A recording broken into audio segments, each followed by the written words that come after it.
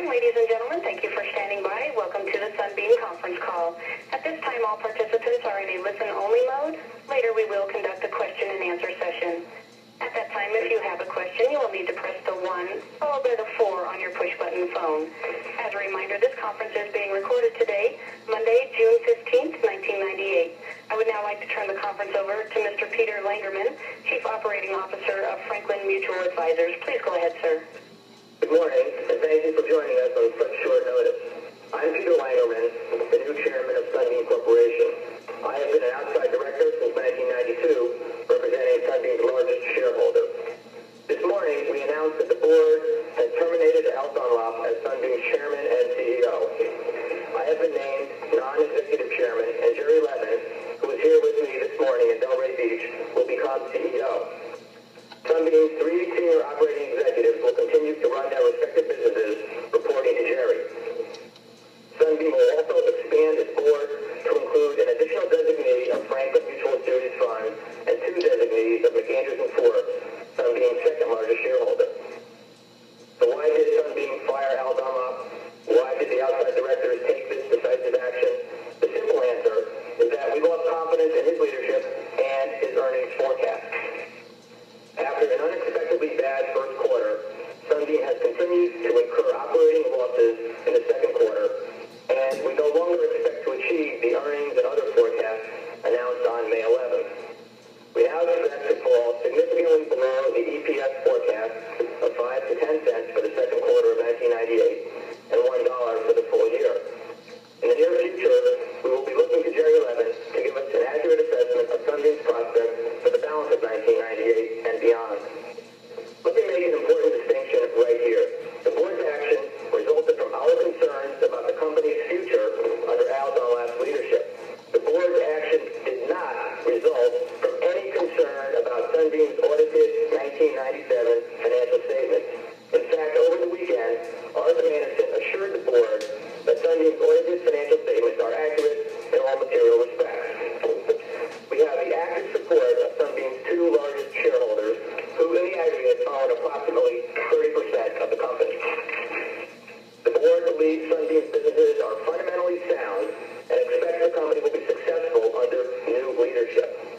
We have strong brands, good customer relationships, and talented employees, and we are determined to restore Sunbeam's credibility. At this point, let me introduce Jerry Levin. For those of you who don't know him, Jerry is a proven executive with world-class experience turning around and growing consumer brand companies. He led the team which turned around Revlon and revitalized a major mature brand. He also ran Coleman for the year before it was acquired by Sunbeam and materially improved its operations. This includes developing an exciting line of new Coleman products introduced this year. Jerry? Thanks, Peter. I'd just like to add a few words to what Peter's already said. First, I do believe that Sunbeam is pursuing the right strategy. My job is to develop and implement a realistic operating plan that takes full advantage of Sunbeam's strategic potential. Sunbeam has world-class brands and strong leadership positions across a broad range of product lines. I also believe that Sunbeam's 3 recent acquisitions make a lot of sense. These are good businesses, they have strong consumer and trade franchises, and there's a strong logic and real operating leverage in combining these 4 companies into one. I have begun working with the board and operating management to re-examine all aspects of the business, from R&D and new product development through manufacturing, distribution, marketing, and customer service. At the same time, it's essential to begin the process of building a cohesive and highly motivated employee team to take the company forward. I am looking forward to the challenge, and I am committed to running Sunbeam for as long as it takes to fix the problems, restore acceptable financial performance, and position the company to take full advantage of its many opportunities. Now, Peter and I would be happy to take a few questions. Operator, could you please open the line for questions? Thank you, sir. Ladies and gentlemen, we will now begin the question-and-answer session. If you have a question, you will need to press the 1 followed by the 4 on your push-button phone. You will get a 3-tone prompt acknowledging your request, and your questions will be polled in the order they are received. If your question has been answered and you would like to withdraw your polling request, You may do so by pressing the 1 followed by the 3 on your push-button phone. If you are using a speakerphone, please pick up your handset before pressing the numbers. One moment, please, for the first question. Andrew Shore from Payne Weber, please go ahead with your question. Good morning. First, two questions. One is about the financing. How long can you postpone it? Because I do assume you need the money. And second, Peter and Jerry, can you give us an idea of where the variance was in the second quarter and what the outlook is for the year? I mean, how much worse was it? And what specific areas? In terms of the financing, Andrew, the company has the money. As you know, the banks were in discussions about a syndication, so that's not really an issue. In terms of the numbers, obviously what we said is, Jerry's here. He's been on the job all of about 24 hours. He's already begun the process of working with the people here to develop realistic numbers and to know exactly what we have here. Jerry, do you want to add anything on that? So the problem, can you add if it was an expense issue or a sales issue?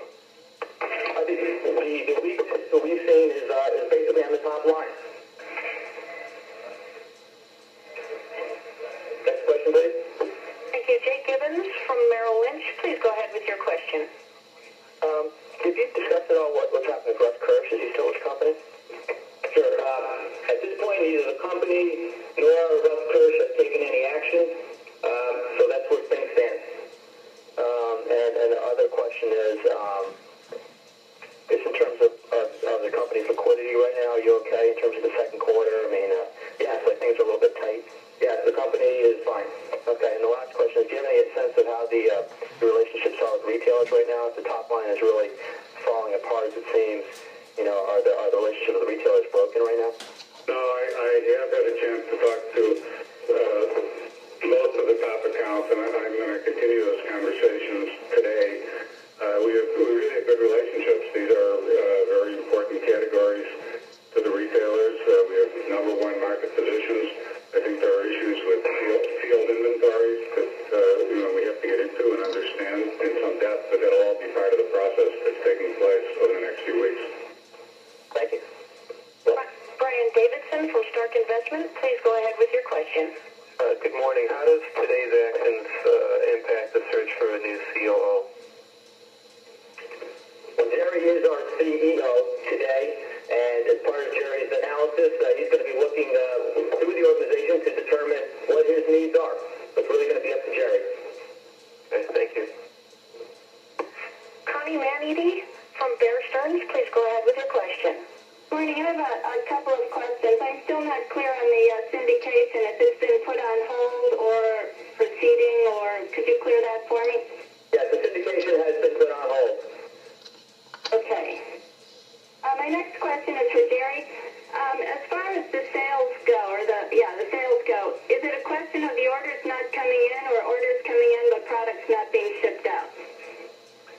My understanding, and it's really limited at this point, is that customer takeaway is pretty good, but there are some imbalances that have taken place because of a lot of pushing to make tough sales objectives over the past several months, and that's really what I want to get into, we're confident that the customers are going to continue buying these products. There's a strong consumer franchise out with competitive positions, with pricing, but how is that going to translate back into the company's sales? Until we understand the inventory situation in the field, we can't really figure it out.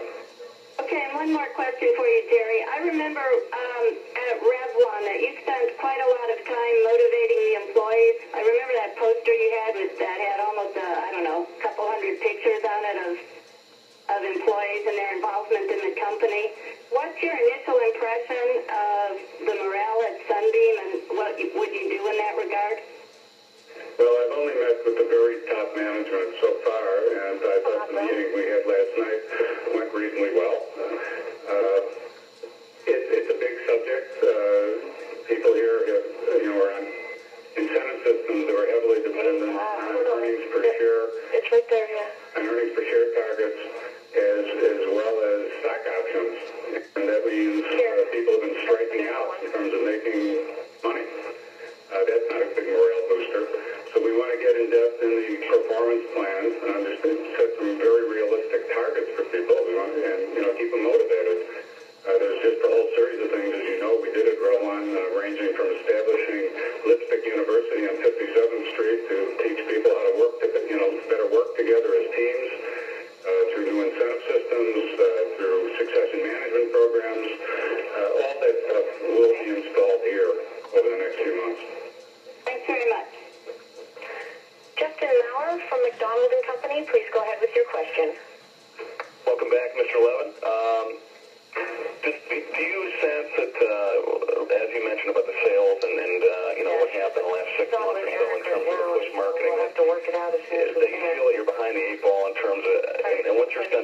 long it's going to take. I mean, I know you've only been there 24 hours or whatever, but how long it's going to take for that stuff to work its way through the channel so we can get to see some more normalized growth? Well, I can't tell you in months, but we're absolutely just so you know this problem behind us before this year is finished. And just relative to Al's contract, I'm sure you don't want to talk about too much, but both options under the current agreement and former, do those vest, and what's the status of that? Well, let me just say, first of all, that all the matters related to Al's, for whatever rights he has under his contract, have been referred to our attorneys. The company has not made any severance payments to Al. Okay, very good. Thank you. Mark Godfrey from Fleet Investment, please go ahead with your question. Yeah, hi. You guys had about $150 million worth of cash on your balance sheet right now. Just trying to bear it on the liquidity issue again. Are you below or above that at this point? We are below that, but there is not a liquidity issue. Okay, and then long-term debt was $1.6 billion above or below that at this point? So the total debt is above that. Okay. And then, Jerry, I think you mentioned you need to get into the field inventory, you need to get into that and understand it more. Can you elaborate a little bit more on that?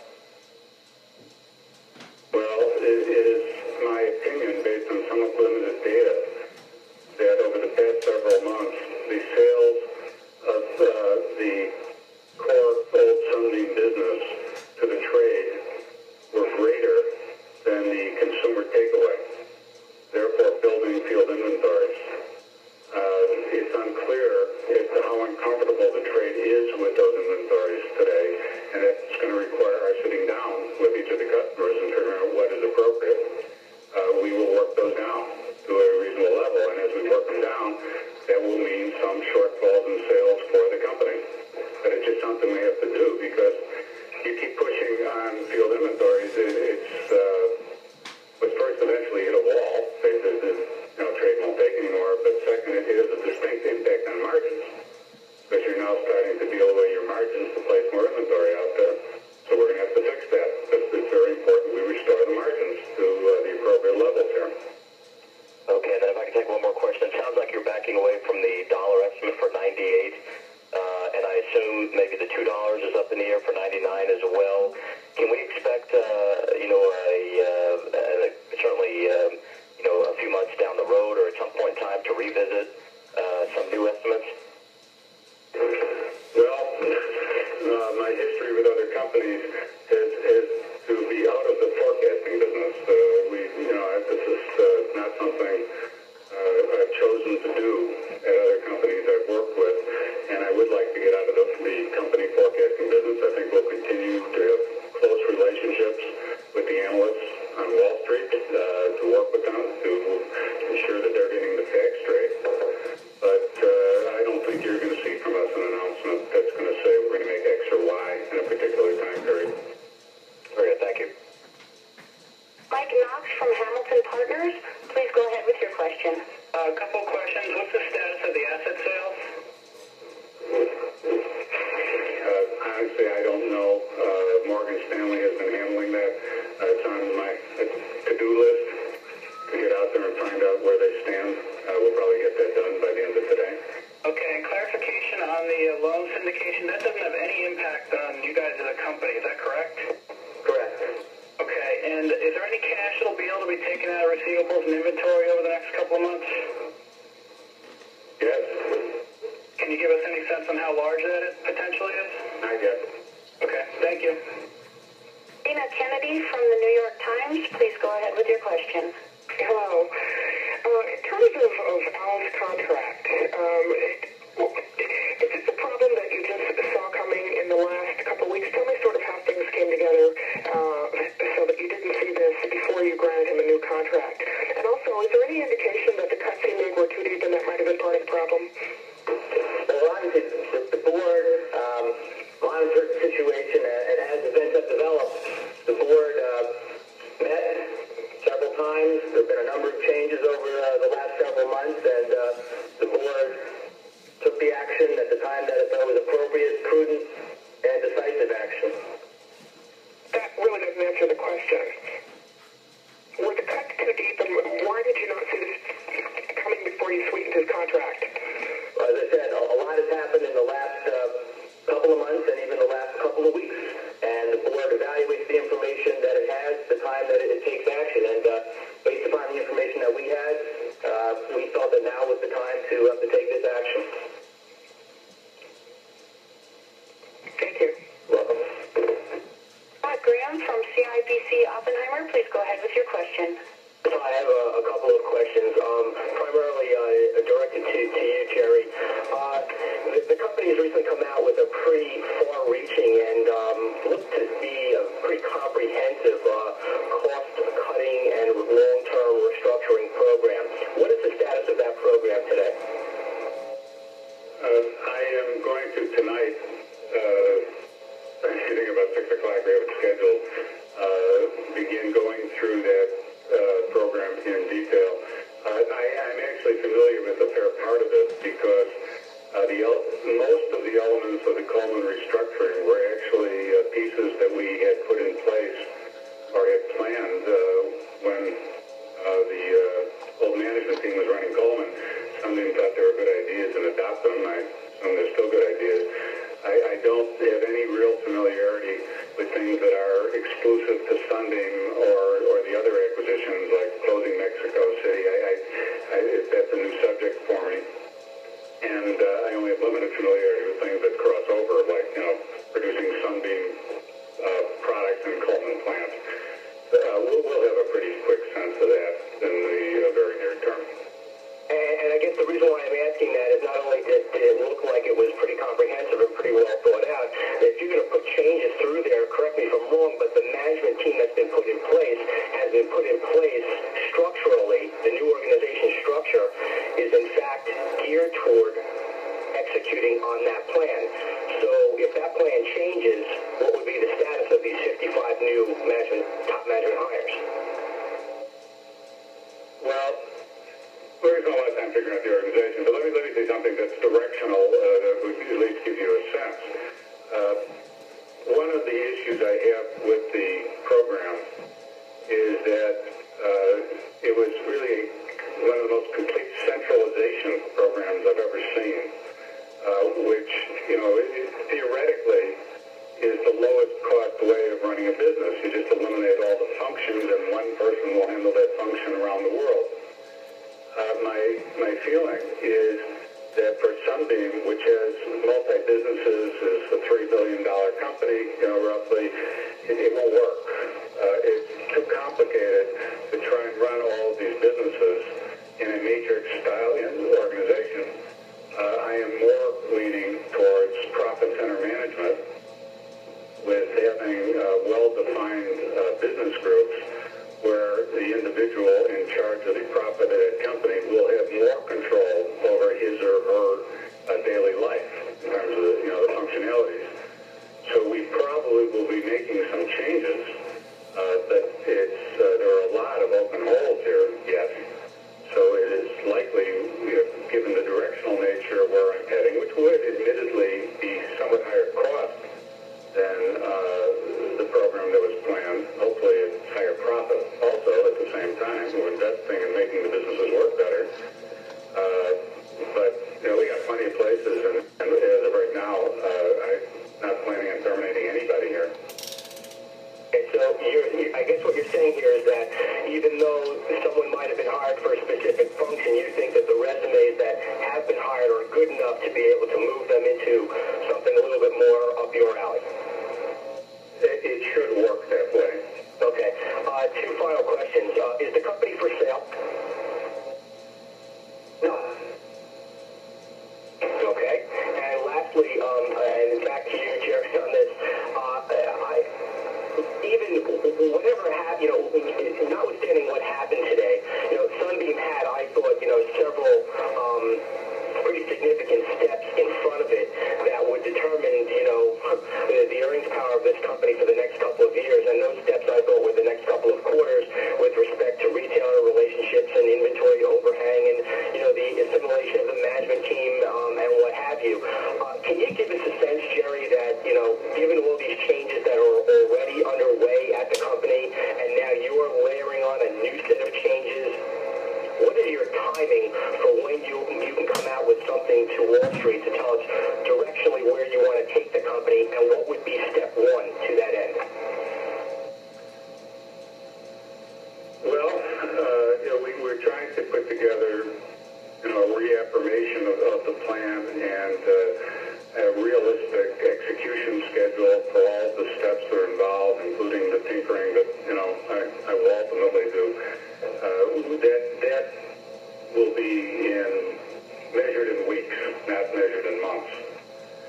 In terms of when are we going to come out and start telling Wall Street what a success we are and how things are, going to go in the future, that's going to be after we've proven that it works. Those of you who worked with me before know I could be a little slow to declare success. And I really want to make sure there's a lot at stake here.